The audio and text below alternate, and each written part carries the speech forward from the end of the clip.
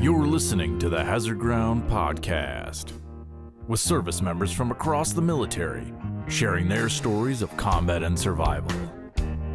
And now, here's your host, Mark Zinno. Welcome into the Hazard Ground Podcast. As always, we appreciate you joining us each and every week. This week's guest has an amazing story, a personal one about a flag that meant a lot to him and his family that he lost and then found. We will get to that coming up. Story I've wanted to tell here for a while. I'm excited to tell it. Before we get to that, our normal reminders here about following us on all the social media sites, Facebook, Twitter, and Instagram at Hazard Ground Podcast. As well, please make sure that you guys subscribe to our YouTube channel. Give a thumbs up to all the content there. Watch the videos. We appreciate the love and support there as well. Make sure you guys remember about our promotion with Amazon.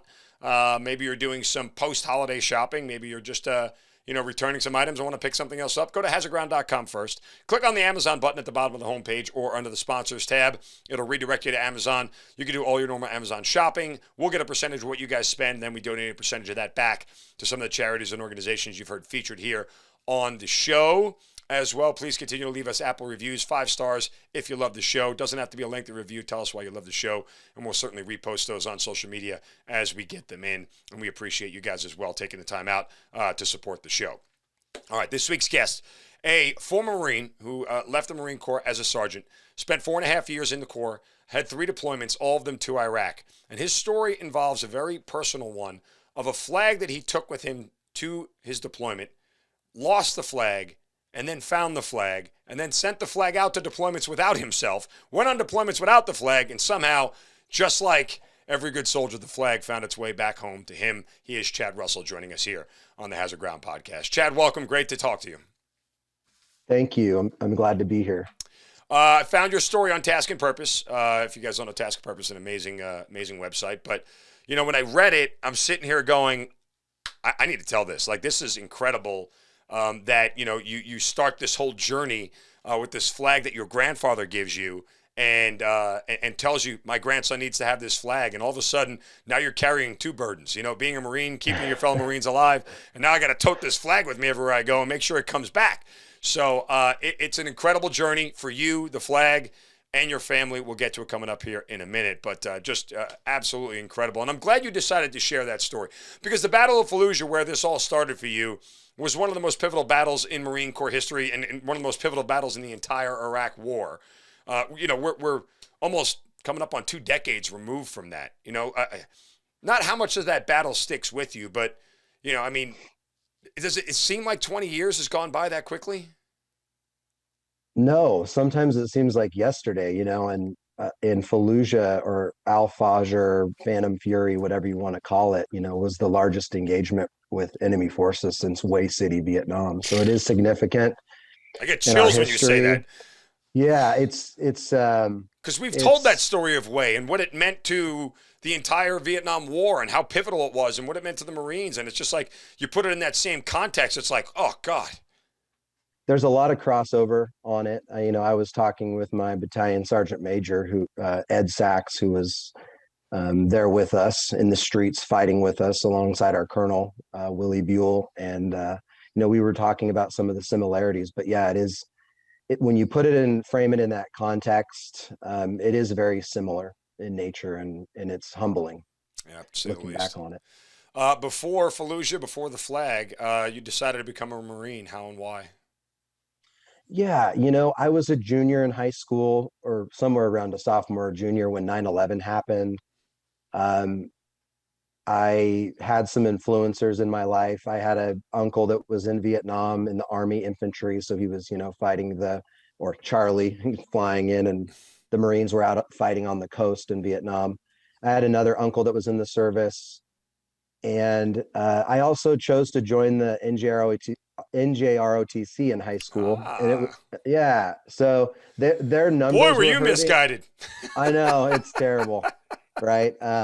I didn't even think about joining it, but there was a Marine colonel who was a lieutenant in Vietnam who was running it, and then a Navy Master Chief that was in charge of it. And they came and they knew how to recruit. They came to a football practice one night, and he had his alphas and this big, chesty puller stack of ribbons on. And I just thought it was so interesting, and talked about discipline and all these things. And then his son was a young platoon commander, Casey, leading Marines in the invasion of Iraq. So I started this dialogue with his son, writing him letters as they're moving ahead in the invasion, and his son was writing me letters back. And I think I just kind of fell right into that mold. And then the recruiter knew how to push my buttons. I was an aggressive kid. I played, the typical sports, things like that. And I just, it appealed to me, the challenge of it, not nobody's giving me anything. I have to earn. I don't get a boot camp ribbon. I get, I can earn an EGA, this type of mentality. What did your parents say? They were supportive. They were obviously nervous because we were on a wartime footing almost immediately after 9/11. And then obviously the Iraq thing started bubbling to the surface in 2003. So it's just, they were supportive all the way around, but they didn't, push me one way or the other, which I'm thankful for. So, you get to boot camp. Was it everything that you had imagined? Did it fill all your wildest desires? it wasn't my favorite place to be. I did, I did have those moments, like I think a lot of young Marines do, or young recruits, rather. You're not a Marine yet. Oh shit! What did I do? Totally, yeah. Like, what the fuck did I do? Anyways, you get over that, and I just kind of embraced it and gave it my best. And I actually did graduate company Ironman platoon 1040 Charlie Company. So, physical fitness was my thing, and I took it serious. And yeah, I mean, it was a good experience. So, you graduate boot camp, and because you're a Marine and you're on a wartime footing, like you're heading to combat fairly quickly. Are you nervous about it? Do you start to feel like, again, that moment, oh, I made a bad decision. You made a bad decision because you're in the suck of boot camp, but then there's a bad decision of like, okay, I could go die. So where's your head mentally once you're graduating boot camp? Do you know where you're headed and how quickly you're going to deploy? I don't know what it was with me. I know everybody joins for different reasons. Some guys join for college, some guys join to get out of their situation at home. I'm a recipient of a great mom and dad who provided a great life for me. And, so I was a fairly patriotic kid. My parents were apolitical in the house. They didn't push one agenda over the other, but they were naturally conservative people, entrepreneurs, worked hard, that kind of a thing. But really, I wanted to serve, and having all those influencers, my uncles, Colonel Brock and Master Chief Terry, back in Bend, Oregon, in the NGROTC program, and all that type of stuff. And then writing letters with Casey Brock as he's, making his way through March 2003 in the invasion. Those are the types of things. Like you mentioned earlier, who the hell knew we were going to be at war for 20 fucking years? Like, come on. I thought the best laid plans, Chad. The best laid plans. I know, right? Yeah, exactly. So I thought the war was going to be over. So I really wanted to get in there. I actually it's interesting. I had a presidential security slot that I was going to do. And my recruiter called me. I was fishing in Alaska with my buddies, like that last hurrah before takeoff for the military. And he's like, hey, I've got lots of infantry options. And I said, put me in, coach, let's go. So I really wanted to get in there and do something. But,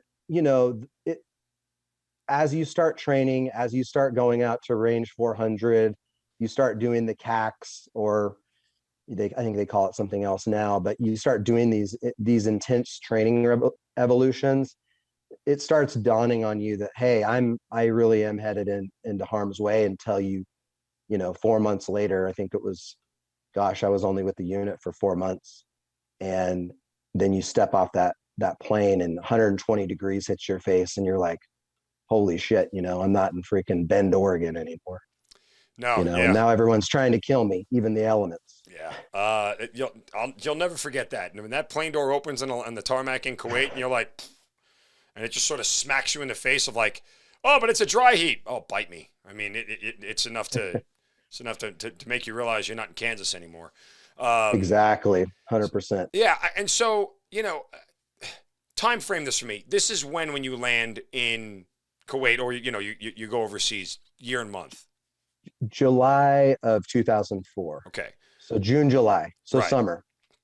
Yeah. So I had only been at the unit, gosh, September of '03 boot camp, and then you're, 3 months boot camp, and then SOI, and then I hit the fleet with 3-1, and then we were only there, 4 months really training.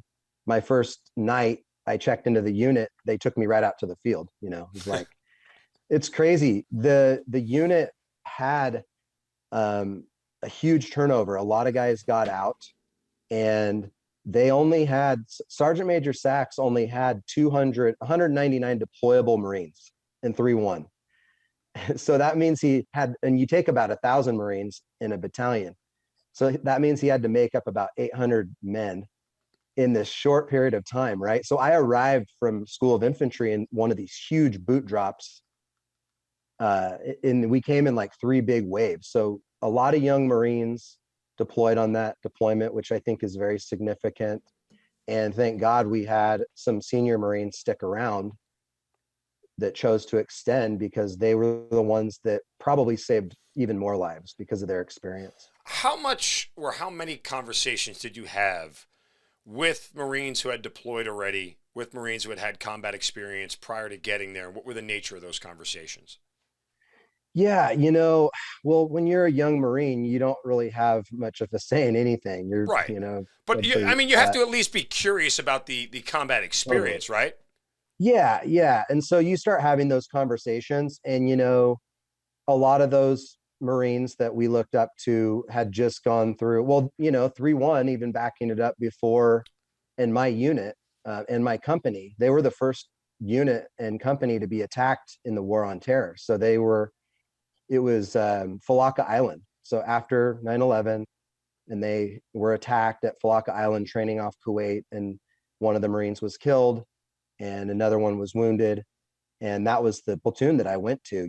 So these guys had some experience, and they locate, close with, and killed those guys in this truck that came up and opened fire on them on the beach. And that's an interesting story as well. But just those conversations, they crossed the line of departure. They were selected to be one of the first units to go across in March of '03. And so, they talked about the combat and stuff, but, relatively speaking, they didn't have a significant amount of casualties. They had some casualties and some things, but it I don't know. It all varied. Everybody's experience was completely different. So, All right. You land there. Do you have any idea that the Battle of Fallujah is going to happen? Right, because that happens in October. Is that when it was? it was November. November. Okay, and it was in the fall. I just didn't remember exactly when. So, Yeah. what is your mission when you get there? Are you even aware? You're just doing clearing? Yeah, so they called it, I think, SASO, stability operations and Yeah. security is what they were, winning hearts and minds. Yeah. This was the Listen, idea. there are so many guys wearing '06 rank who came up with these acronyms and these terms: COIN, FID, SASO. They got Yeah, ribbons on right. their chest for coming up with this holy shit idea. And in reality, on the ground, you're sitting there going, "What the hell are they talking about?" I think we had an idea, to answer your question, about there could be a bubbling point. I mean, Fallujah 1 happened, so we Yeah. were aware of this when the contractors were hung from the bridge. Mm-hmm. And then President Bush had General Mattis send the Marines in. They went in halfway and pulled them back. So, I mean, we watched that. I think Colonel Buell and Sergeant Major Sachs had a better idea. They were probably in the loop more about what was being planned, and they were a part of the planning as well for the battle, for the second battle. But I think we had an idea, but we weren't really sure. We lost 20 Marines, I think, before Fallujah. So we Oh, did wow. have some casualties before Fallujah. What And does then when that we do were to you? we had a fairly, in my company, we had a fairly low rate of casualties before the battle.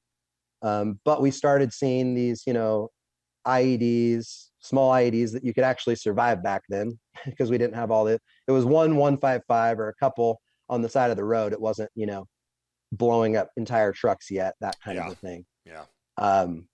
So we did have, Juan Calderon was killed. I was there on patrol that morning when we were at the IA compound. And anyways, it really just kind of wires your brain. The paradigm shifts in your mind. Mm-hmm. Hey, I'm not invincible here. I might feel like I am because you feel that way when you're 19, 20 years old. I'm 10 feet tall and bulletproof and nothing can touch me. But you learn fast that you are touchable. Yeah. For the record, I've never felt 10 feet tall. I'll never have that. But invincibility might be a different conversation. Look, I mean, I've said this before. What I mean. I genuinely, yes, I do. I genuinely, look, I experience fear. I'm not ashamed to say it. I think a lot of us did. Some people say they don't. Some people said they never thought about it. I did. Yeah, I mean, I was definitely scared. Okay, tell me about it. Yeah, I think especially realizing that we're fighting this guerrilla insurgency that can really just take you out, and you maybe never see them. Like a lot of the Vietnam veterans that I spoke with, Colonel Brock, the NJROTC guy I was telling you about, he only saw one enemy combatant one time. We rarely knew who was good and bad, depending on the village or what tribe they were in or whatever. But the IEDs, I think, scared me the most. I wasn't necessarily scared of getting in a firefight, to be honest with you, even though there was a little bit of fear there. I would much rather have that go on than be driving down the road and just boom, Yeah. So it just got to the point where you just have to develop enough courage to overcome your fear because everybody fears. Or you get, or you get anesthetized to it. You become numb to it. It's if you live in that much fear on a routine basis, you'll drive yourself absolutely insane. Right. Yeah. And so your body you just learn to compartmentalize it, and our bodies are amazing at keeping us focused on the task at hand, especially when survival is the number one key, and that's only that, really what it amounts to. Certain things become routine. Like, we talk about this all the time in, AARs and you get complacent because you've done the same thing and nothing bad has happened so many times that, some of that fear just kind of goes away naturally because, hey, I've done this before. I've made this trip. I've been on this road. I know what this feels like. And you tend to sort of just, again, get numb to it, but the routine helps you not be as scared. Absolutely. Yeah. You definitely fall back on your training and the routines and all that stuff.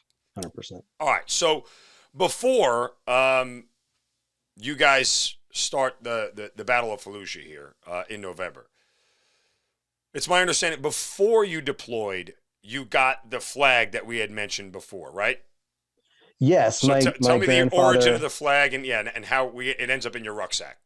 Yeah, my grandfather, who I named my son after, Sonny, he was a gun dealer, still kind of does it, but part-time.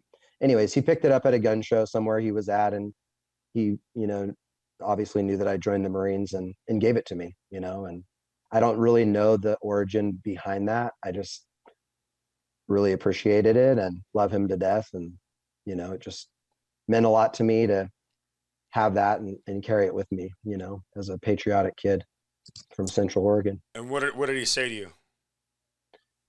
He just said, hey, I want you to have this and, remember, where you come from and what you're fighting for and all that, so. And along with my grandson needs to have that flag. Yes, he did say that. Yeah. He's old school, So, when you hear that, are you just like, thanks, Pop, no pressure, man. Thanks. Yeah, really. Yeah, exactly. I think it just added weight to what I was there to do, which was really just my best. I didn't understand the geopolitical nature of what I was doing at the time. Right. And, I just felt this patriotic duty to defend the nation. I watched 9/11 like a lot of us did, and we can remember right where we were, and we can remember the people jumping out of the buildings. And it's much like Vietnam, where it was a popular war when it started. People don't talk about Vietnam that way anymore. But if you roll back the tape, it was much like our war. It was a very popular war that we were engaged in the beginning, Hmm. and it kind of morphed into what it became. But at the end of the day, for those of us that joined and wanted to get in the action, we wanted to defend our country and our values and do something about it. You know what I mean? So Absolutely. Um, so you remember packing the flag when you're first putting all your stuff together, and putting in your rucksack as you fly over. When you get to your hooch or wherever you're bedding down, what do you do with the flag?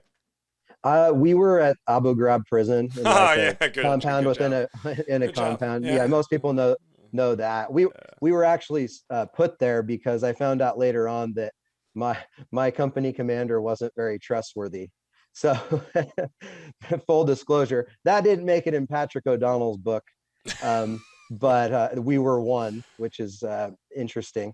But we were out there. That's where we were. I put it up in the cell that we were operating in and around that area. But it was just up as a reminder. We would see it before patrols, when we'd come back, when we'd be cleaning our weapons, all that kind of stuff. And we were just high operational tempo out in that area, doing the stability and security operation type thing. We were helping train the Iraqi army compound and the Iraqi police station as well, in Nasr wa Salam, and then the little community outside Abu Ghraib. Yeah, good times over there. I was there a couple of times. I mean, and I was in Iraq when all that stuff got exposed in '05. Yeah, we had no idea No, of any of nobody that did. stuff. We No, were nobody totally did. like Yeah, I separated know. Yeah, Marines inside of an army compound. yeah, and it's a Um, bigger base than people would give it credit for. And trust me, those prisons. It's not like prisons you think of in America. They're small. There's 8 to 10 cells, and that's it. And it's not like a large, hardened, fast built. Anyway. We don't need to relive that stuff. yeah, no worries. Yeah, so that So was the flag was just there as kind of a reminder and, before we went into staging area before Fallujah. was everybody like on board with it? Like, oh, hey, Chad, this is awesome. This is cool. Glad we have this kind of thing. You know, I I had mixed reviews. The Marine Corps is made up of a lot of different people. I have a pretty tight knit family. A lot of my brothers, they maybe didn't come from tight knit families or whatever, so they used to make fun of Chad Russell and his Brady Bunch family. But apple pie and Americana. But Yeah, I'm proud of that. That's just good. my You life and should my be. family. No. Yeah, absolutely. And but it was funny. Like here's the thing. Corporal Bowling used to give me a hard time about it, poking fun at me. Hmm. But then when his peers weren't looking, he would be like, "Hey, Russell, take this camera and take a picture of me in front of your flag." So I have these like really cool pictures of him in front of the flag in my little cell in Abu Ghraib. And it Hmm. just told me a lot about where his heart was at. Um, and a lot of times these senior guys that are rough around the edges, and he was a tough guy, big, tall, tough guy, take no prisoners. I mean, he would take his chevrons off and beat some ass if he needed to. He was that kind of a guy, Yeah. but he also had a very compassionate heart, as well. So The he was a really good leader, a good balanced, I would consider him a good balanced Marine, but we were just blessed with a lot of those types of men. the So duality of Marines. God, it's Marines that actually crazy. have emotions. They're such a unique bunch. All right, so you get the call that the invasion is going to start here. You guys are going into Yes. Fallujah. What exactly are you told about what your mission is? What are you feeling? What are you thinking? And what's kind of the discussion around the platoon? Yeah, so they move us into a staging area. 1-4 just got back from Najaf. They came and relieved us at the prison. I actually saw some guys that I went to SOI with, which was kind of cool. When they patrolled in, I remember that. That was pretty neat. And they were kind of doing a mini Fallujah in Najaf. But we moved into a staging area, and it was full on marine logistics at work. We did terrain models, we did rehearsals, we had live fire ranges even before. When we didn't have buildings we could clear, we made lines in dirt and practice clearing houses. I mean, we were doing the full on thing. And I remember that the night before the invasion, I had the flag with me, and I kind of had it. We were actually told we're not you don't hang up flags. You're not allowed to do that. We're not conquering Iraq. We're, blah, blah, blah. But whatever. I mean, I didn't listen to that. I mean, at the end of the day, we're there sacrificing our blood and treasure. We know there's a high probability that a lot of us maybe aren't going to come out of there unscathed or even alive. And you know what? I just was like, I don't care. I've got this flag. It's got these values that mean so much to me.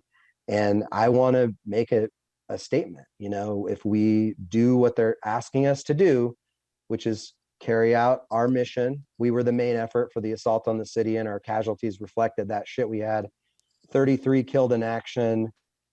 When we returned home, we had 468 Purple Hearts, which grew to 678 Purple Hearts. Wow. And that's really significant. And you're talking about really within a 10-day period of time where most of that was taking place. But this is, we're talking about before that even came to fruition.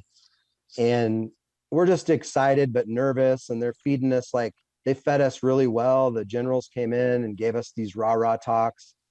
And then we moved into position the night before. We kind of snuck up behind the train station. Just out of curiosity, how does a low-level Marine take to a flag officer walking in to give you a rah-rah speech about, yeah, you're going to go into combat right now, and you're probably going to die, but I'm here to tell you good luck?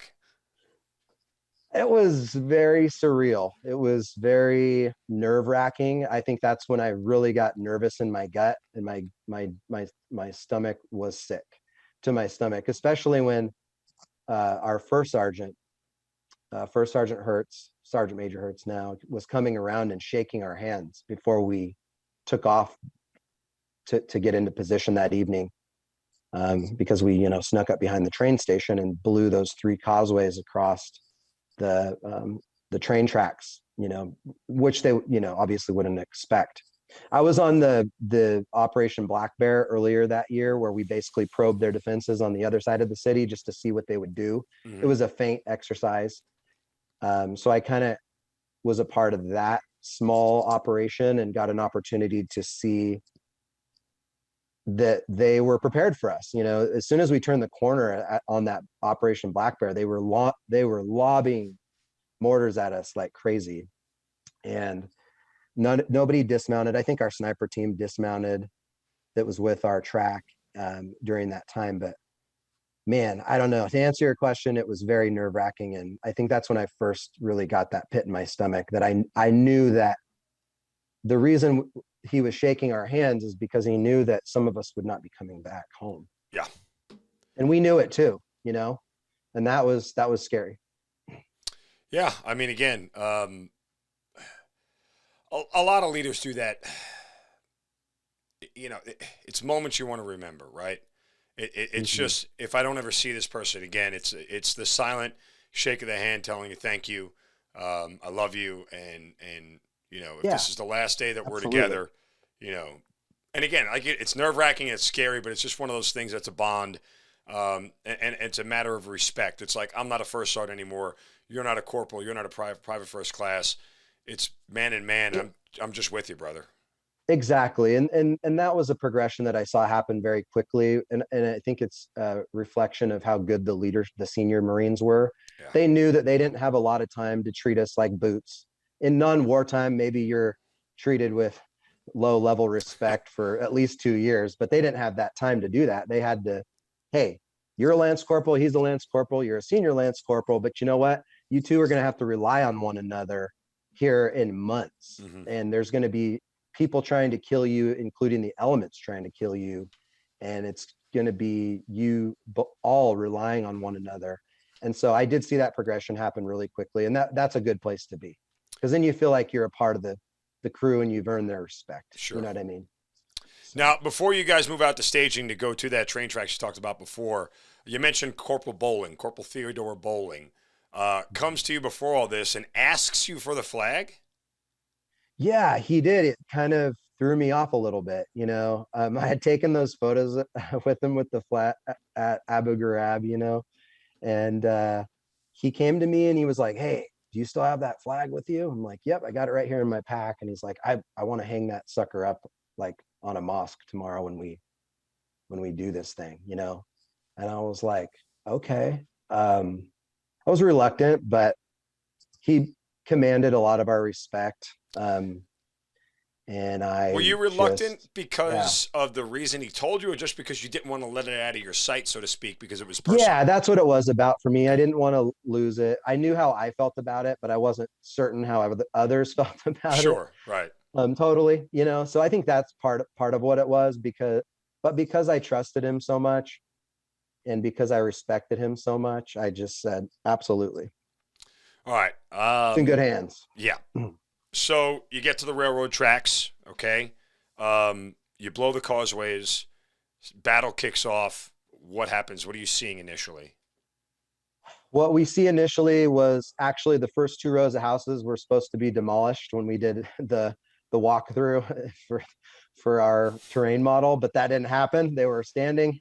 So we were like, okay, we're gonna have to clear these two first rows. Air support was supposed to knock them down completely. That didn't happen. We start clearing houses, and in the first few blocks, we take contact and we lose three Marines, Were they guys you squad knew? of Marines. They were, yeah. Okay. Yeah, especially the guys from that came with me from SOI. Did you get One of them was my names at that friend. point in time, or you just Marine down kind of deal? Uh, you bet it was on the PIR. The fire team leaders had PIRs, so I Hmm. had it in my ear, and I think he did maybe mention a name because he was on that side, so he could kind of see what was going on. But he came across. He's a Native American from Oregon out here, and he had he was another guy that I respected dearly. He was a roommate of mine and a senior Marine. And when he said, "Hey, we need to keep our shit tight," you know, we just lost three men. I knew it was full on, you know, from that point on. And so then it was just really, it just started escalating from there. Lots of, lots of pop shots, lots of automatic weapon fire, lots of our rocket propelled grenades. Um, And you're it talking the was volley is back and forth, right? They're coming at you, you're going totally, at them. yeah. Like Hollywood kind of, BS that you, but except you're actually living it. Yeah, and you know, we did have obviously lots of support with us, so we did have some armor on the deck helping push back the first initial onslaught and everything, but they would hole up in houses, and so, you know, tanks really become irrelevant if they don't know where the threat is. Yeah. So then they draw you into this urban warfare, and it really kind of evens the playing field, because all have automatic weapons, really, or semi-automatic weapons, and we're fighting house to house now, you know. But now we've got to deal with snipers, Hmm. and now we've got to deal with machine RPKs pointed at front doors and shit like this. As you're clearing houses, how do you get a sense of how much time passes? You know, we were moving pretty damn fast, and I my brain was not there. My focus was completely on what was in front of me, my fire team, the few guys that I had in my squad, and us carrying out exactly what we were told to do, kind of in our micro mission. And we each had that, you know, down to the last man, and we knew what we were supposed to do and where we were supposed to get to. We did show up ahead of time, uh, but the downside of that in that city was that because we were clearing so quickly, the enemy was pretty clever. You know, it was a siren call for international terrorism. So we had all kinds of, we even had Chechens we were fighting, you know, radical extremist Chechens and squads of guys with Black Hawk gear, you know, on. So it's like we had all kinds of different challenges in there, but the point is that they would slip in behind us. We'd clear a block, and then we'd start getting shot at from behind again, and we'd have to go back clear. And that created a lot of danger for us, and we lost some men that way as well. At the end of each day, because the battle lasts what, 3 or 4 days, correct? You know, it was a really solid 8 days of Was it? harsh Was it fighting. okay?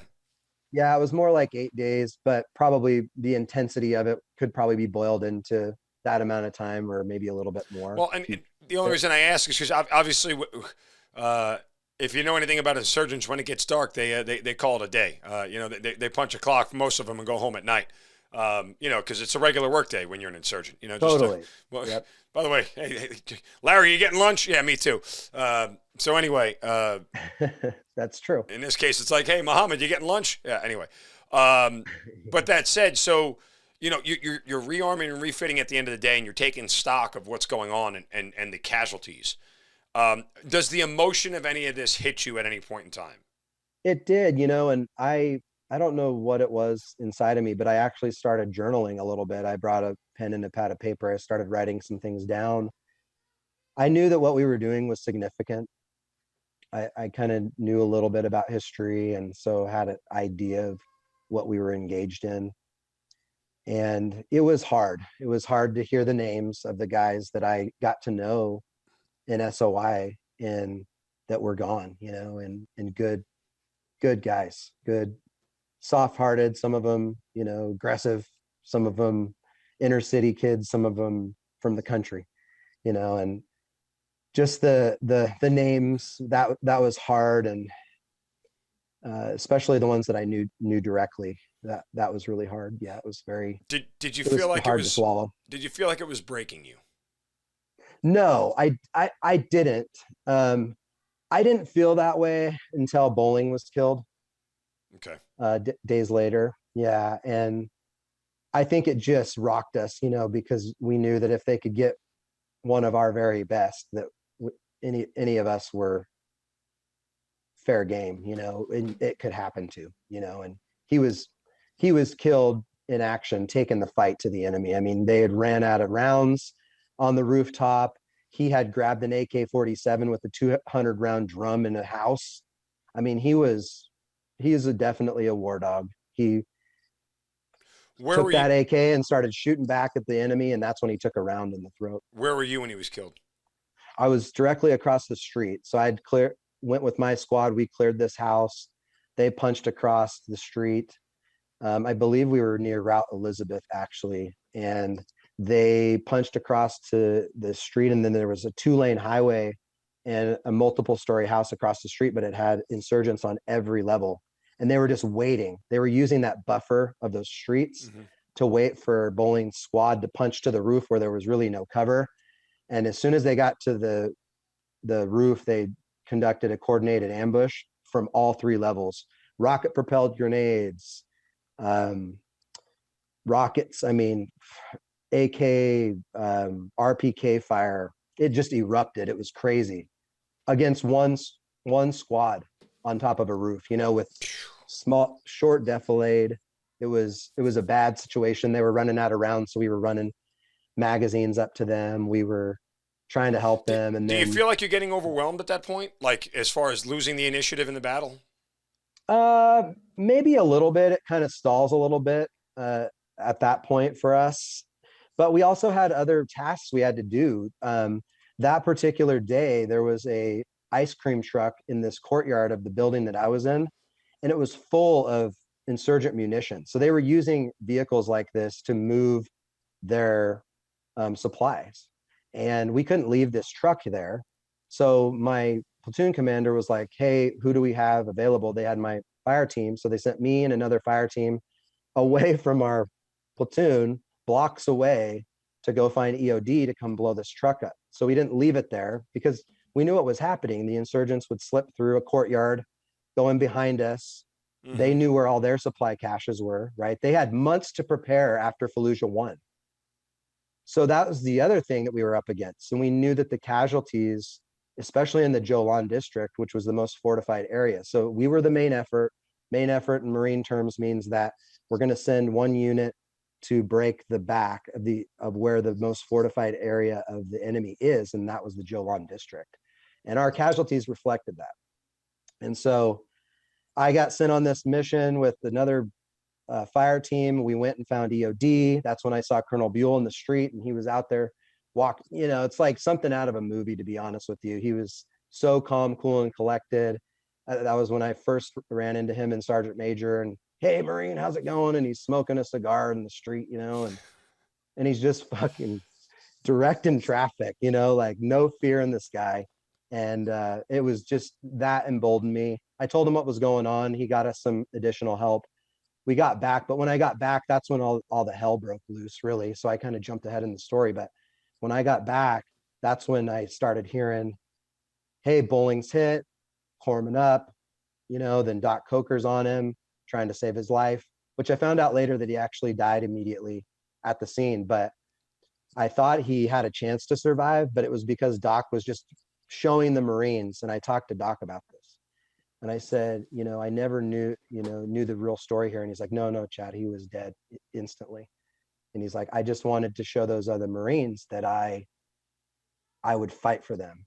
I would do everything that I could for them, and that I would work on them if something happened to them, and that's what it was about for him. But he knew in his heart that he was gone. And so that gave me some peace later on, because I never knew that, That's so interesting. To take that moment in war to sort of push the psychology of war for other Marines. Yeah, I mean, because what it sounds like to me, and again, correct, the rate of casualties you were sustaining, it didn't look like there was a lot of time to spend on somebody who had already expired. That to make that effort just to show everybody else, and you're not talking about show other corpsmen. You're just saying show the other Marines who are still in the fight that if you go down, someone's going to be there alongside of you to take care of you. 100%. That's what it was about Wow. for Doc Coker. And he was a tenured guy. He had been in Afghanistan before he got to us, so he was really a salty corpsman. But that's one of the things I'd like to highlight here too, is the heroism from these Navy corpsmen, these docs of ours that I saw running. I mean, there would be times where they're yelling corpsmen up behind us because a squad near us needs help, and they're trying to run out in a street with gunfire, and we're grabbing them and hold on, wait, we know you want to do it. But they just threw caution to the wind, and they were there. Those guys did absolute yeoman's work. They don't get enough credit. And there's few of them, and they train us up as squad medics and stuff to try to help out. Like when I was blown up by an RPG, Matt Sandy went down. I don't even know how I didn't get hit. I just got knocked down. But when I came to and grabbed my rifle in 203, he was bleeding very severely from his leg, and his trigger finger got blown off. And so I just, grabbed his IFAK and did the best I could. But then there was corpsmen on him like that, Right. and they're dragging him off. So this was like it was sustained high intensity urban combat for those 8 days or whatever. Do you still talk to Doc Coker at all? I do. I got to see him at our 15-year reunion. We did a 15-year reunion for Fallujah in with Lima Company in Texas, on a private ranch, which was incredible. Warrior Reunion Foundation helped us put that on. Those guys are absolutely incredible. They're a group of Marines that deployed together, came back, did reunions, and started an organization that brings combat units back together, and they helped us do that. And it was great to spend quality time with him, and it helped me kind of reconnect with him. But I lost contact with him for many, many years, and I always wondered about him, because he's definitely one of my heroes, because of what I saw him do and what I saw our other Doc Anthony, which I don't even know where he is today. But that's another thing that I worry about these guys. That's another statistic that I think it's important to talk about. Not since the Fallujah time period, but since the beginning of the war, past even Afghanistan to present, we've now lost 35 Marines from 3-1. That's more than we lost in the city of Fallujah to suicides. Wow. Some of them other deaths, but most of those are suicides. And so, that's a tough pill to swallow. And a lot of these men were high functioning, good, high quality individuals, probably, whatever their reasoning was for different reasons, or they weren't even themselves. But man, I mean, that's something that I've kind of taken as a task to reach out and try to build community. And these reunions are really important to me. That's a huge thing for peer-to-peer healing. But anyways, it's all very heavy. Yeah. And again, I'm sorry, brother. I mean, it's unfair. It's unfair that even after the war, we're still fighting the war. in a different manner. And It is, but you know what? There's hope. There's the I tend to follow the line of what General Mattis talked about, this post-traumatic growth. mhm, And that's the vein that I like to talk about, sure. because the easy thing to do is get stuck on the negative stuff in life. Hmm. I mean, but there's so many positives, and even the honorable thing that those guys did during their life. I still struggle with how I feel about the choice that they made, or like maybe it was, substance abuse related and they weren't even themselves. So there's that too. But at the end of the day, it's like they were a part of something great with us.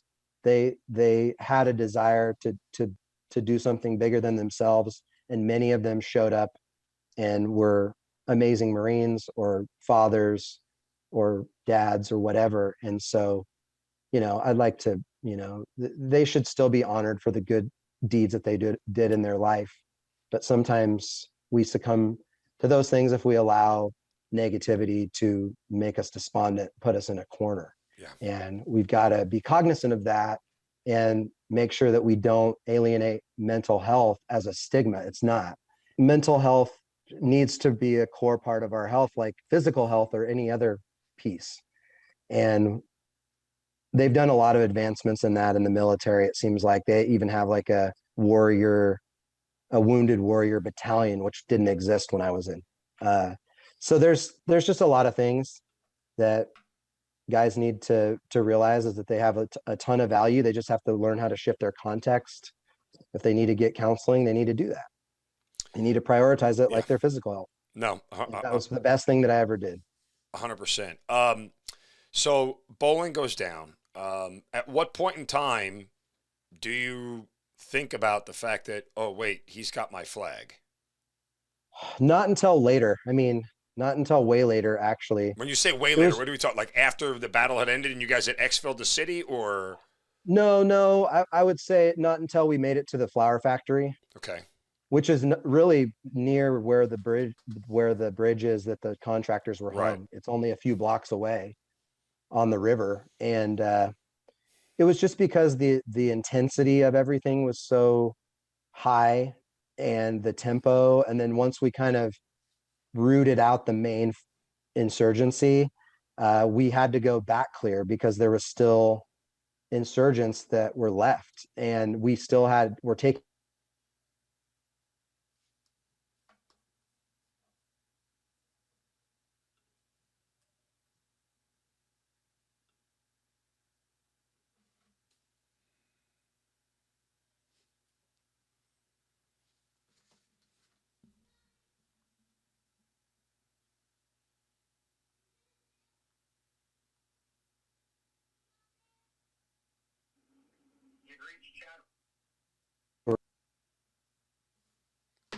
You're back. I'm back. Yes. Okay. Do you remember? Do you remember the last thing it froze? Yeah, I think we were talking about just where I was at with I think you said uh, we had reached, and then you just sort of died. yeah, I think we were talking about putting the flag out of mind Yeah. until we got to the train station, really. And that's when I realized that it was, where did it go? You know, when when somebody dies on the battlefield like that, they cart him off, and I was there for that. He was such a big guy that they used the drapes in a room as a litter. Lieutenant Iskell did. I was there. Some of the other Marines that brought him down the stairs from that rooftop, and then Gunny Wilson was there, who actually was just stepped off as Sergeant Major of First Marine Division. He was just did that tour, but he was there and taking our wounded and KIA away.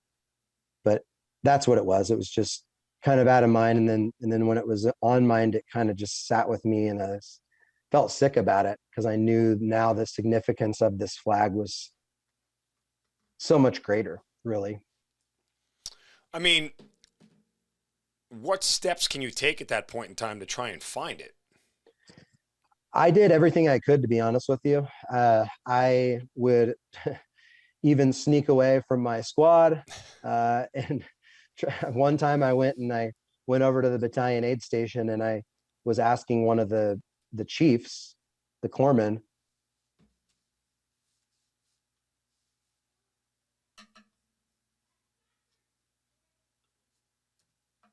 actually took me over to this big Connex box, and it was where all the KIA's gear was. And it was very somber and humbling because I'm digging through all this bloody gear now. And I'm looking for his pack. And he's like, I think it's in there in the upper right hand side. And he didn't want anything to do with it, to be honest with you. But he let me in there. I got into his pack and looked, and it wasn't there. And I'm like, shit, where could this thing be? And I just I mean, kind of felt like it was did you think, lost why at that would point. somebody take it out of his bag? Exactly. Yeah. I thought that was the most logical place it could be, but Right. I just kind of put it out of mind at that point, as like it probably was lost somewhere, or who knows what he did with it. How much does that flag start to overtake your sort of conscience right now? Like, where is it? Where did it go? I need to get it back, kind of deal. It made me feel guilty and sick to my stomach. In which way, like, for what reasons though? I think it just the significance of it, like who Corporal Bowling was to me, what we were there doing, all the other guys that I knew that were wounded or killed in action, the what we had just been a part of, started to sink in as we would do these patrols from the flower factory and kind of operate out of that area. And it wasn't until that day I was talking to Bowman, one of our machine gunners from Texas, and the thought popped into my head, like, hey, do you remember what truck he was in? And he said, I think he was in that truck right there, because he was in that truck as well. And that's when I found it. So, okay, well, hold on a second. You stumble back on this thing almost, like, I mean, that's crazy that it was in the truck. Are you starting to think about why he took the flag out and left it in the truck, or like what's going through your mind?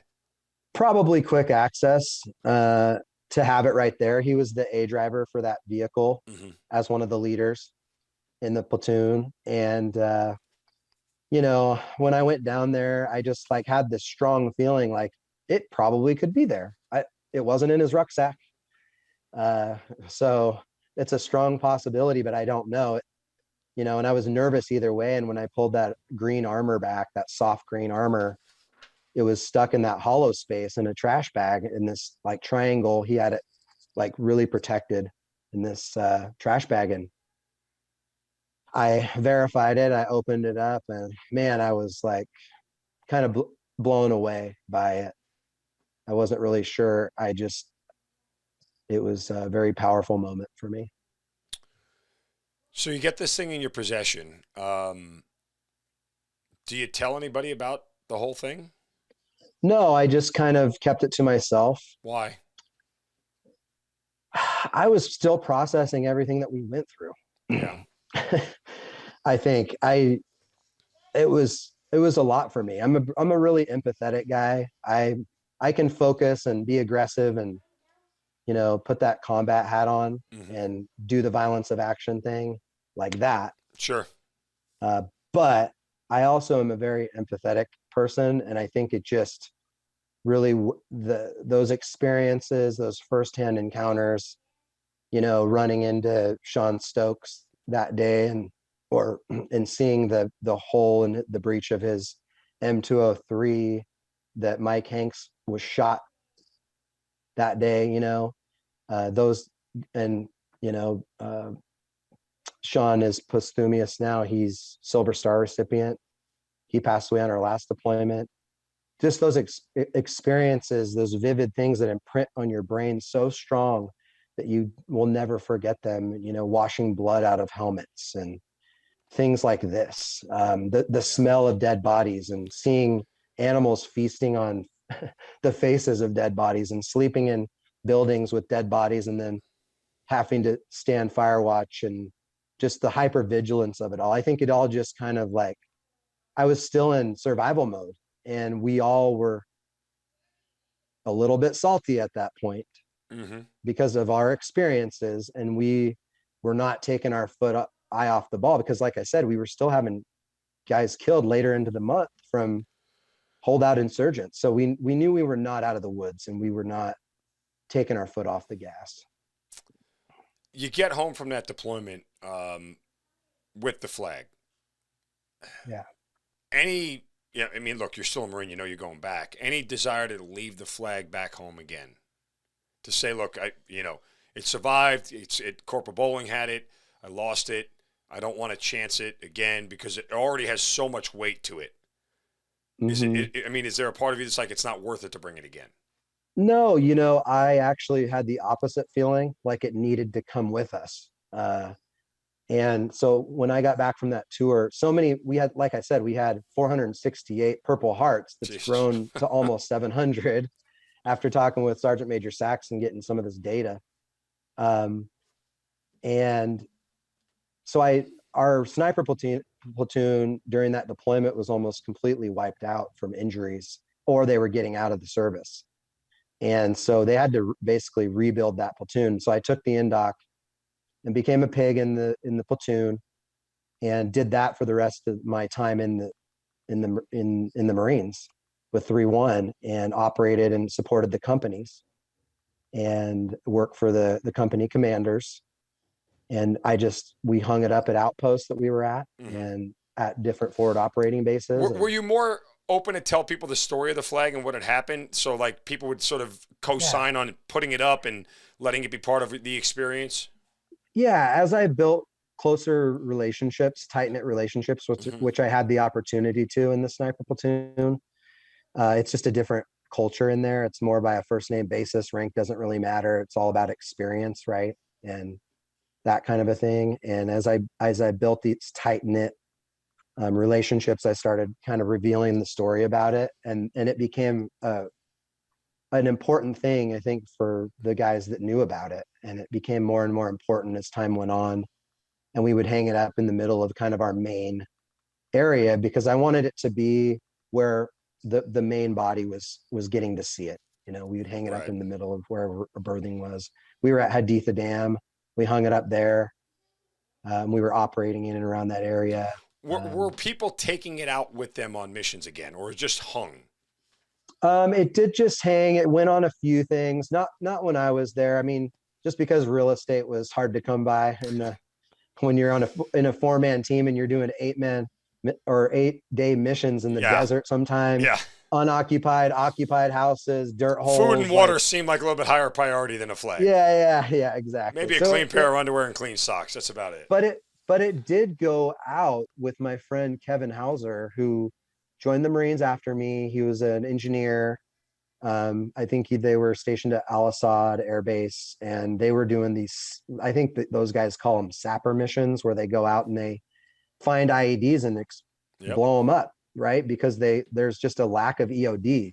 EOD is kind of an exclusive group, and they are highly trained to do what they do, but there's only so many of them. So then the rest of the IED mission, which became prolific in Iraq and Afghanistan, a main way that they would kill us and wound us, that would fall on the engineers, which is, really incredible. So he would take it on his sapper missions. He took it on 2 tours over there. He flew it over Al Assad Air Base on my birthday, actually. He told me, that's awesome. Which is kind of cool.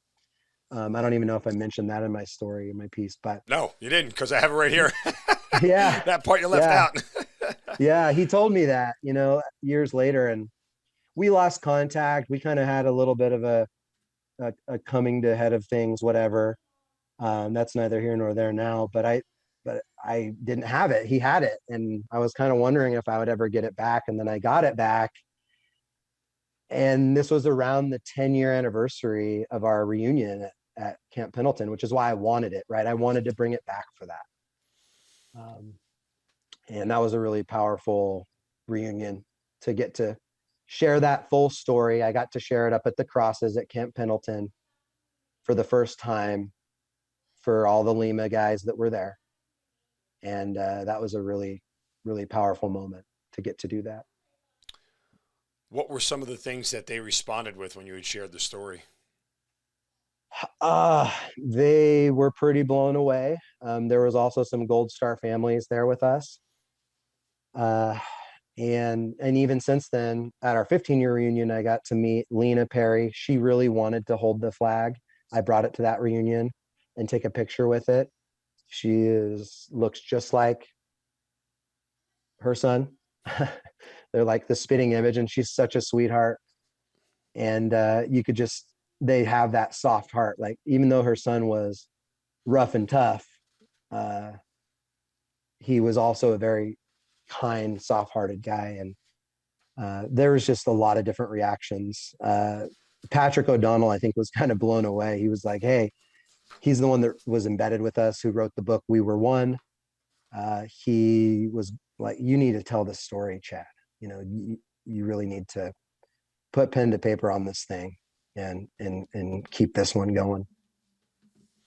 Well, again, I'm glad you did. It's powerful, it's personal, and it's symbolic, and now it's taken on such a deeper meaning, right? I mean, now what started as a fairly innocuous, sort of conversation between you and your grandfather with the hopes that one day the flag would be passed on in some sort of, father to son moment for you, now takes on so much more significance than you could have ever imagined. Where is the flag now? You still have it? It's actually right behind me on my couch. Oh, okay. I pulled it out for this. Yeah, Awesome. I usually keep it folded up, and protected. I've been bringing it to the reunions just so the guys can see it and have it around. Would you mind showing it to the people who are watching? We have audio and video on the podcast, Sure. but yeah, I mean, Yeah. I'd love to see it real quick. Go grab it, and Yeah. I'll talk while you're walking away here, just All right, yeah, sounds to good. kill time. But yeah, and again, if you guys want to read more of Chad's story, it's on Task and Purpose. If you just Google Chad Russell and Task and Purpose, you'll see it. And then for those watching on our YouTube channel, yeah, you can see the flag right there. I mean, it's gorgeous, man. That is. Let's do this. That's beautiful. I'll just do this. Perfect. So, in all seriousness, you throw that flag over your shoulder like you just have now. It's draped over you like a cape. What do you feel? I feel like I have a lot better understanding of what it represents to me now that I've got out, and I've done the deep dive and studied what this flag means and why it was created the way that it was. And it represents the values of our nation. It represents our three founding documents: our Declaration of Independence, our Bill of Rights, especially, and our Constitution. And what does it mean to be American? I think you can boil it down to a few words. To be American is about the presumption of liberty, individual liberty, and fighting for that for individuals and striving for equal justice. We know that fairness is and equality, these terms are probably myths, that don't really exist in reality. We can argue about what those things mean till the end of time. But what's significant about our experiment in liberty is that we strive for that. We come together from all these different walks of life. We set partisan politics aside in the military. We link arms, and we're willing to die for this thing. And that's what Bowling died for. That's what, at least in my mind, one of our Marines talked about, does he have an opinion about the geopolitical outcome in the war? Sure. But, and how do you win a war? It's like, we didn't train for that. We trained to win fights. And that's what we know how to do really well. And wars are won by winning battles, but we can argue about that till the end of the time. But what brings us back to true north is that value of the presumption of liberty, the value of fighting for equal justice under the law, so we don't have this chaos, and protecting those things. And what does that mean? And that's where it gets a little disheartening for me when I look at the state of things, the state of how people they kind of skip over the history of it, and that's what this is.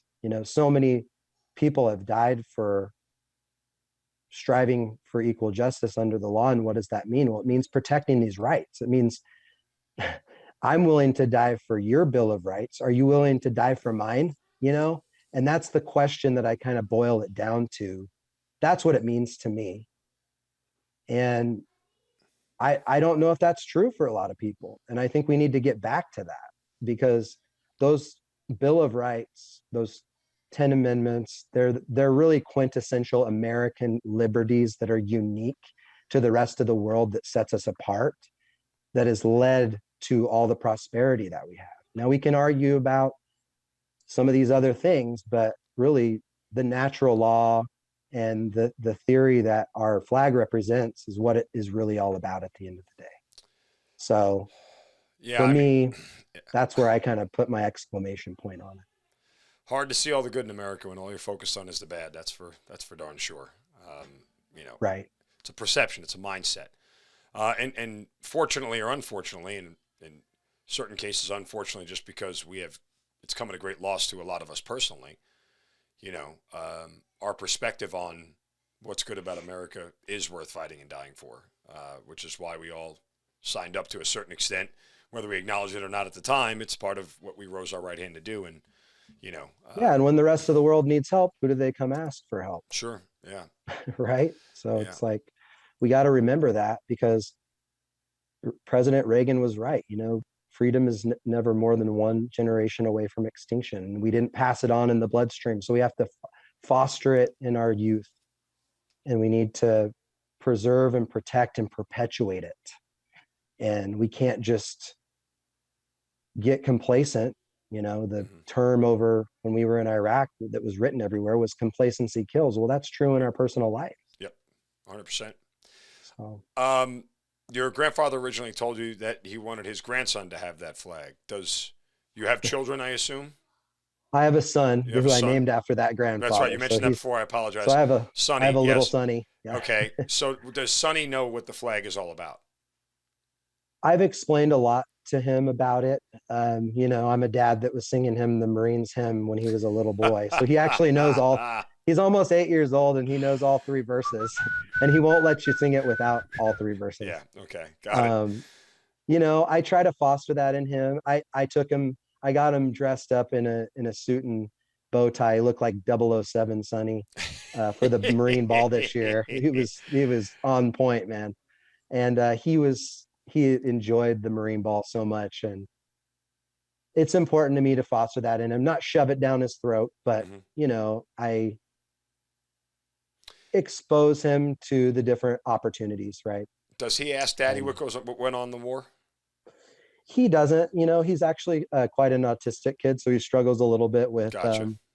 verbal communication, but he's really talented with music and different things. And it's caused me to be a more patient, empathetic person, to learn how to meet him where he's at, so that's been a challenge. Yeah. So It's my twins are 7, and even they're at that age now where they're starting to ask random questions, about the war and everything else. And some days I'll even forget, wait, Daddy, you were in Iraq? Yeah, I was in Iraq twice, and so it's a difficult question for a father to ask, to answer for their son, especially at that age, given everything that you had gone through.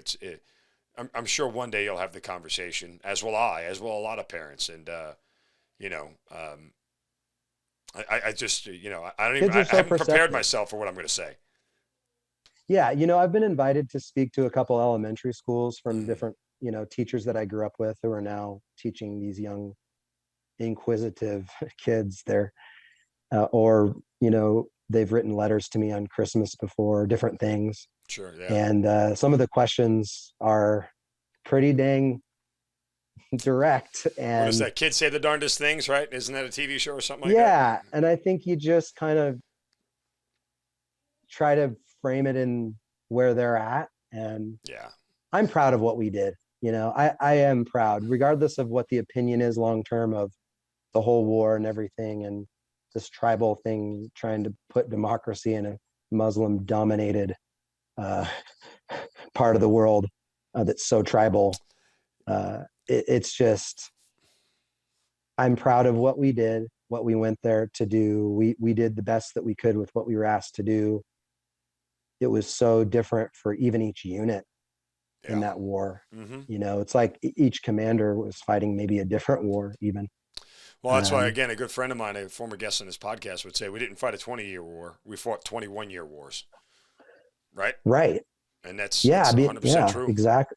Totally. Yeah. Because when you leave there, you build these bonds with these people who actually decided, hey, we're going to help you, Hmm. but we want we're going to put skin in the game. We're going to help protect your guys, but we want some to scratch our back a little bit too.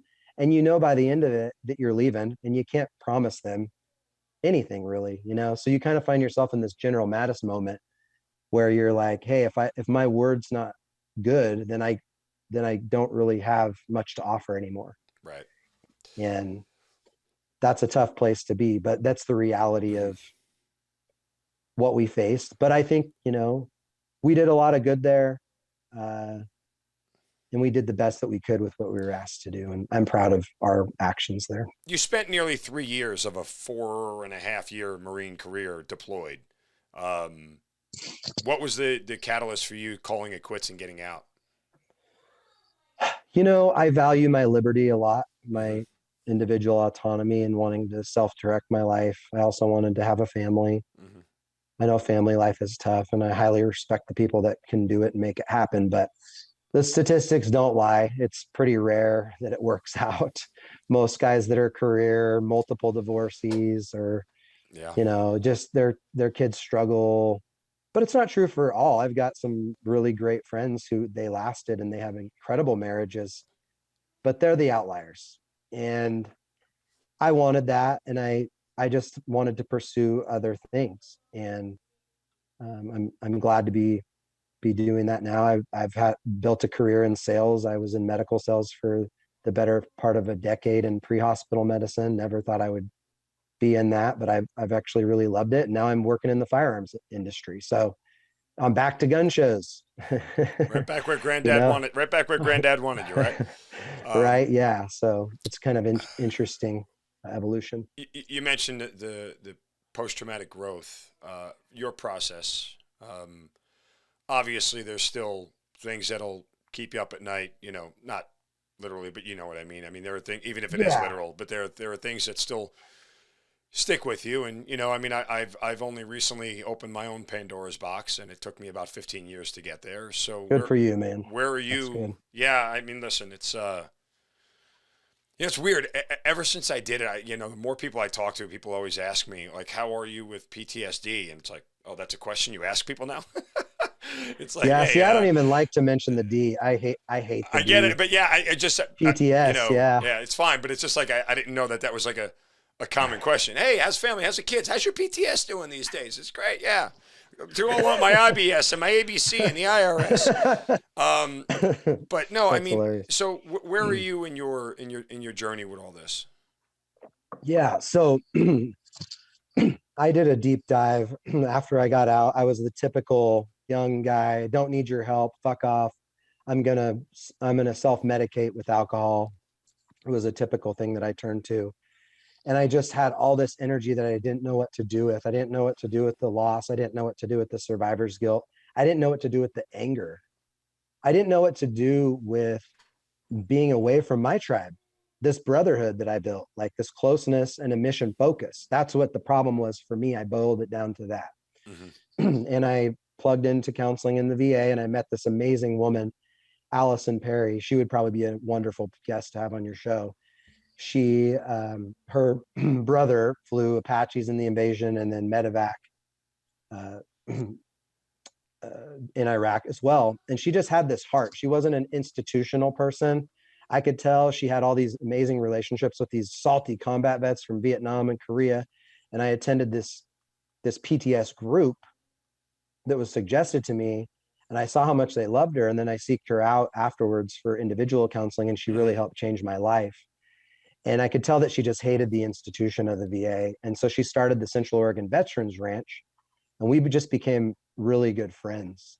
And she created a non-clinical model to heal, to create a space for peer-to-peer healing. And I didn't get too involved with her ranch. I just was always supportive of her idea that she shared with me as a vision when I was in counseling with her. But man, the tools that I learned there just really helped me get a hold of my life and learn how to operate that regulator on my pressure cooker. That's how I felt. I was like the walking pressure cooker, man, and I was just steaming all the time, and I didn't know how to regulate it. And that's what the mental health journey helped me do, was figure out how to regulate it, be aware of it. It made me a much more empathetic person. It made me a much more aware person, and I'm a much happier person because of it. So Those moments where Corporal Bowling sneaks into your mind, especially the ones where you're not ready for him to sneak into your mind. What do you do with those? How do you handle them? I used to try to like hold back the tears, but even before I jumped on this, just to kind of refresh my brain, I don't read the story too many times, but I read it this morning, and I cried before I got on here. It just, that was an example of the exact question you just asked. It sneaks up on you. And even though I know I'm doing the podcast, I know I'm reading it, there's something about it that's so powerful, that imprinted on me, on my brain so deeply, that I let it go. I learned that I own the tears. They're mine, and it's okay. And it's a part of my healing process. Mm-hmm. And there's nothing disordered about it. That's why I No, hate the PTSD part. It's sure. like, it was, what I experienced was a normal reaction to what I experienced. And that's exactly what post-traumatic stress is. And so for me, it's about growth. It's that post-traumatic growth. And sometimes it's tough in certain aspects, but I just try to shift my context, and then I'm able to shift my narrative a little bit in my mind, and remind myself, and just become more self-aware of where I'm at and what I'm doing. And yeah, it's still hard. Sometimes it feels like yesterday. Sometimes yeah, you start to ask yourself the questions again, like, how did I not get hit? How did Matt Sandy, he'll never walk the same again. He was standing right next to me. How does that happen? How do I have shrapnel in my jacket and holes in my camis, but I was never touched? But he has metal in him still to this day, in his legs and all this stuff. And it's like, you just start why did Sean pass away from stepping on an IED on that last deployment, after being this decorated guy who did incredible things in the city of Fallujah? It's like, you start asking yourself, but then I just stop myself. It's pure luck at the end of the day. Yep. It's just, that's all it boils Say it all down the to. time. I'm just lucky, man. You could do everything right and still get hit, and you can do everything wrong and not get touched. Yeah, I mean, we joke about the Slow Movers Award. I mean, I don't want one of those things, but it's a real humbling thing. I mean, there's just so many people to mention from that, especially from our battalion. The rocket guys. Mm-hmm. The Marine Corps doesn't even have the O351s anymore, I don't think. But they saved so many lives from softening houses from rockets before. I mean, we developed our TTPs in that city. We used Israeli D9 bulldozers to bulldoze down houses. I think Willie got checked from the general, stop bulldozing houses. But it was like, for him, it was about protecting and saving as many lives. And that's what it's about at the end of the day. And that's where your focus goes. And that's why the flag went out of my mind. But the beauty of it is that it can come back, and it can make meaning so important. And I think that's what's so important about telling the story, and why I study history, and why I think it's important to know what these men and women have done for people that they've never met. And hopefully those people, if they get to hear these podcasts, and they should listen to so many of the awesome ones that you have, hopefully that's something that they come away with, even if they feel like they can't connect with that civilian military combat divide. It's like, yeah, but you're a part of it too. So you need to take up your portion of that, and not forget what the flag represents, what those values represents. And you need to fight for those values too. You need to fight for that individual liberty and those Bill of Rights and those things. Would Corporal Bowling still be in today if he had survived? I don't think so. I think he was wanting to go back to Florida, and he had business aspirations and things that he talked about doing when he was there with his buddies, smoking and joking and shooting the shit in Abu Ghraib prison in the senior Marine cell that us junior Marines weren't allowed in.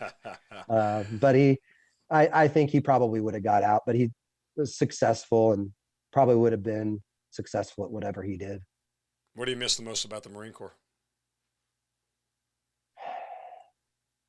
I miss doing my job and the brotherhood.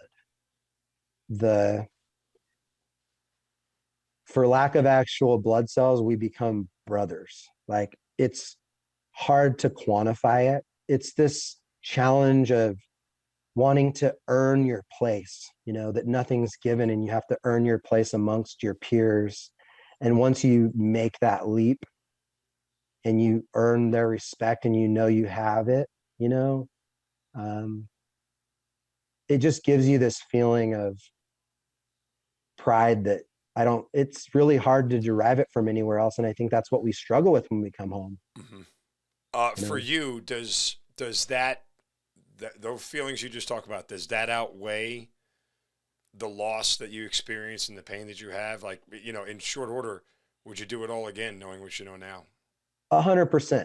Absolutely. I would. I mean, that's a hard question to answer, especially if you're looking in the eyes of a Gold Star mother. Yeah. I mean, let's be real about it.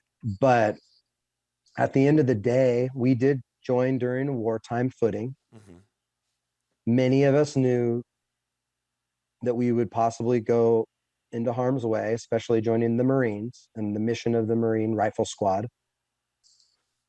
And, it just boiled down to luck at the end of the day. We're just could have zigged when we could have zagged or whatever. And it's just the cards are where they are. But yeah, I mean, I wouldn't have these deep level relationships that I have with these men who are incredible individuals. I'm super close with Colonel Buell, with Willie, super close with Sergeant Major Sachs, Ed. I'm super close with Sergeant Major Wilson, Dave, and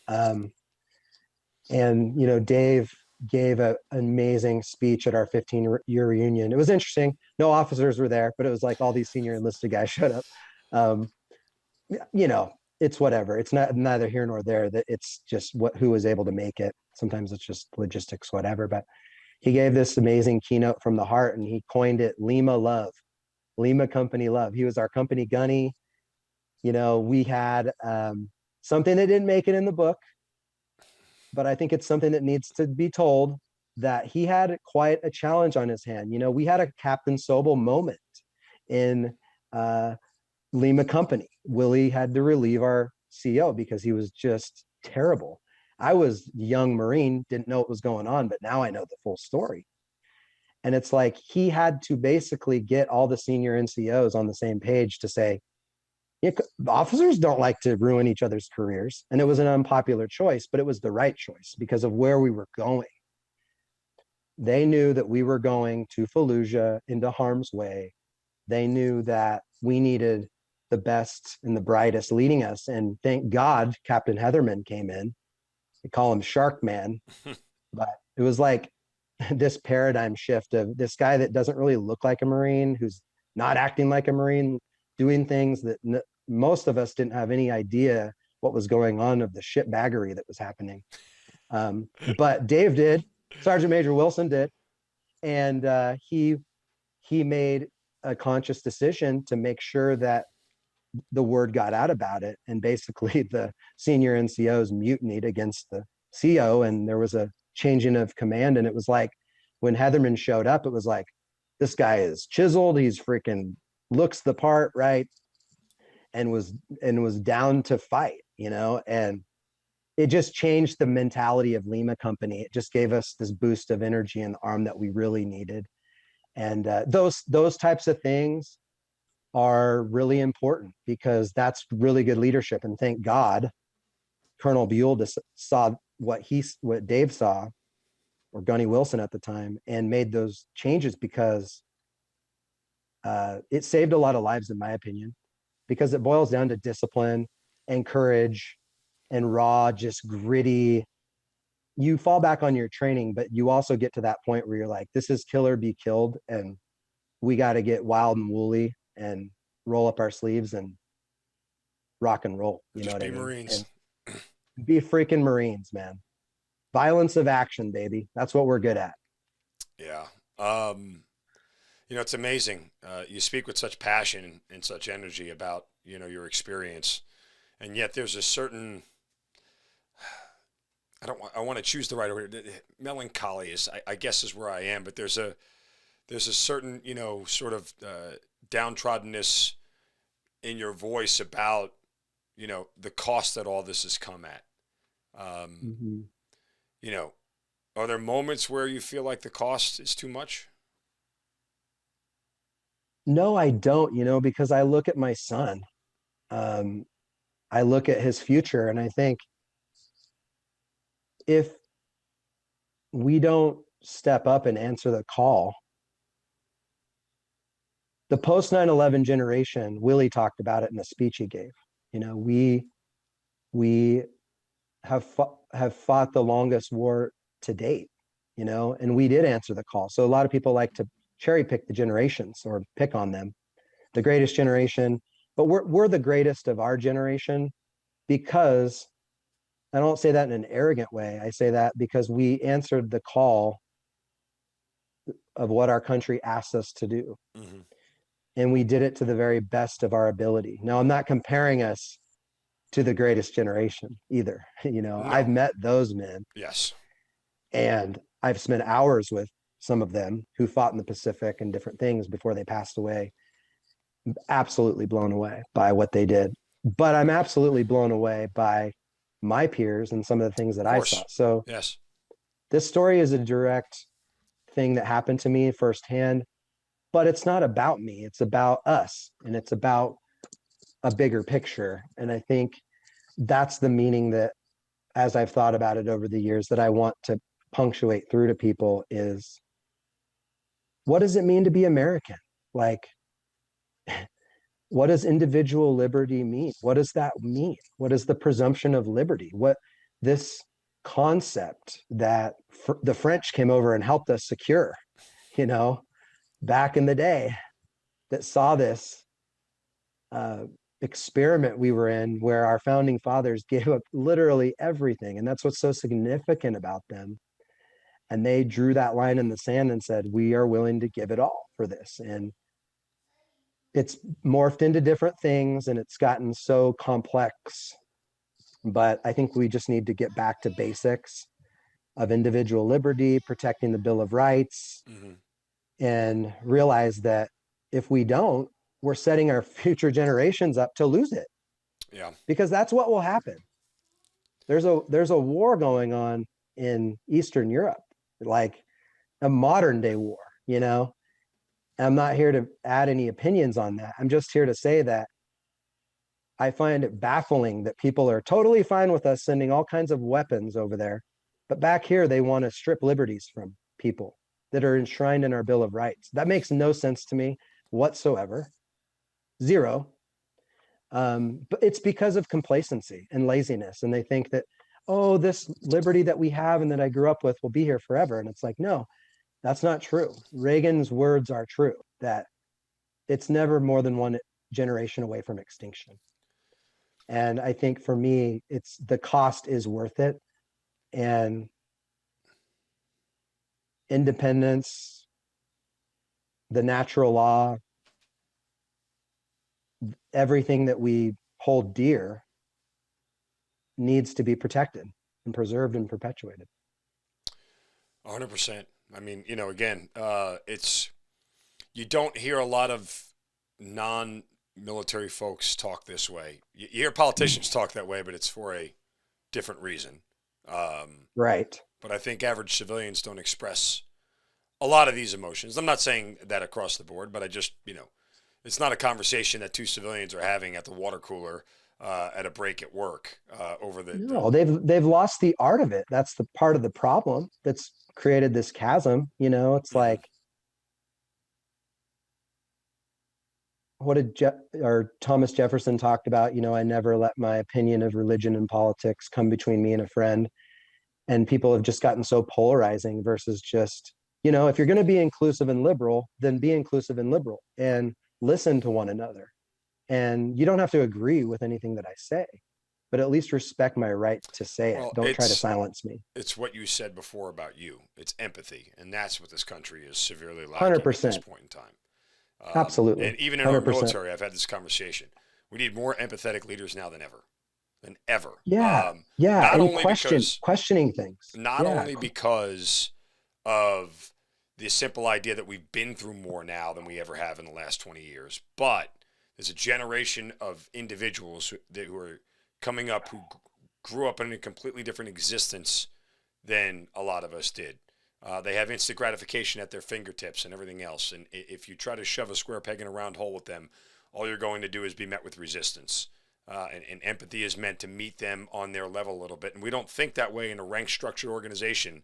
Mm-hmm. But if you'd like to truly motivate people and lead, then you better start being a little bit more empathetic. 100%. And that's how I've been able to develop incredible relationships with people on all different sides of Mm-hmm. the political aisle. Yep. And I take pride in that. Listen. The quote that changed my life was that Thomas Jefferson quote, and it's a paraphrasing it, but he talked about, he's writing a letter to Peter Carr. He's mentoring this guy. And he says, Peter, question with boldness even the very existence of God. For if there be a God, he much rather honest questioning over blindfolded fear. And here's a man who cared deeply about individual liberty, right? Who penned our Declaration of Independence and was a man way beyond his years, a young man who did incredible things. And I think we just have to get back to asking questions and not just going along because authority says it. That's that's the American way. And practicing that empathy, bringing that into the conversation, my thing has become appealing to one another's humanity first. If I can do that, then I can pretty much hear any opinion, Yeah. even if I don't agree with it. I could vehemently disagree with it, but that's being American to me. And all I ask from others and challenge others to do is extend that to other people. So that way we can be better together.